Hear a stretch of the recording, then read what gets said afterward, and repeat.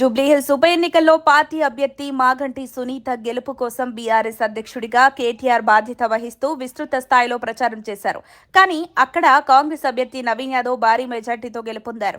అయితే ఈ గెలుపు వెనుక కేవలం ఆ పార్టీ బలం మాత్రమే కాదని తెర వెనుక చురికిన రేవంత్ వ్యూహాలు, కీలక సామాజిక వర్గాల మద్దతు కూడా ఉన్నట్టు తెలిసింది. జూబ్లీహిల్స్ లో కాంగ్రెస్ విజయంలో తెలుగుదేశం పార్టీ సైలెంట్ మద్దతుతో పాటుగా కమ్మ సామాజిక వర్గం ఏకపక్ష ఓటింగ్ ప్రధాన పాత్ర పోషించినట్లు తెలుస్తోంది. జూబ్లీహిల్స్ నియోజకవర్గంలో టీడీపీకి చెందిన సంప్రదాయ ఓటు బ్యాంకు గణనీయంగా ఉంది. అయితే ఈ ఉప ఎన్నికలో టీడీపీ కానీ దాని మిత్రపక్షమైన జనసేన గానీ నేరుగా పోటీ చేయలేదు. కానీ టీడీపీ, జనసేన తెలంగాణ బీజేపీకి సపోర్ట్ ఇస్తుందని అందరూ భావించారు.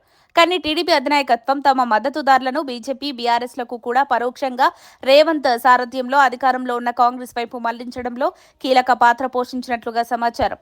జూబ్లీహిల్స్ నియోజకవర్గంలో కమ్మ సామాజిక వర్గం ఓట్లు ఫలితాన్ని ప్రభావితం చేయగలిగే స్థాయిలో ఉన్నాయి. ఈ ఎన్నికల్లో ఆ వర్గం దాదాపుగా రేవంత్ కోరిక మేరకు ఏకపక్షంగా కాంగ్రెస్ అభ్యర్థి నవీన్ యాదవ్ కు మద్దతు పలికినట్లు సమాచారం.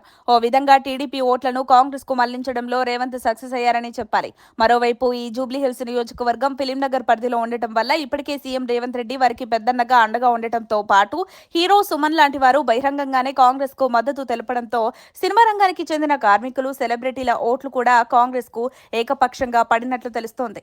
ఈ ఉప ఎన్నికలో విజయం సాధించిన కాంగ్రెస్ అభ్యర్థి నవీన్ యాదవ్ తండ్రి శ్రీశైలం యాదవ్ ఒకప్పుడు ఆ పార్టీలో కీలక నేత. ఎన్నికల ప్రచారంలో భాగంగా సీఎం రేవంత్ రెడ్డి చేసిన కమెంట్స్, ఇచ్చిన హామీలు కాంగ్రెస్ కు ఓట్ షిఫ్ట్ కావడంలో కీ రోల్ పోషించాయని తాజా ఫలితాల సరళిని బట్టి అర్థమవుతుంది. ఇక నవీన్ యాదవ్ కు మజ్లీస్ మద్దతు కూడా కలిసొచ్చింది. సో 10 రౌండ్లలోనూ కాంగ్రెస్ ఆధిక్యం ప్రదర్శించింది. కాంగ్రెస్ అభ్యర్థి నవీన్ యాదవ్ బీఆర్ఎస్ అభ్యర్థి మాగంటి సునీతపై 24,729 ఓట్ల తేడాతో విజయం సాధించారు. ఇక బీజేపీ అయితే డిపాజిట్ కోల్పోయింది. మరిన్ని అప్డేట్స్ కోసం మా కాయ్ టీవీని సబ్స్క్రైబ్ చేసుకోండి.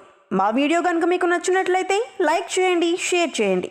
మీ విలువైన అభిప్రాయాలను కామెంట్ బాక్స్లో తెలియజేయండి.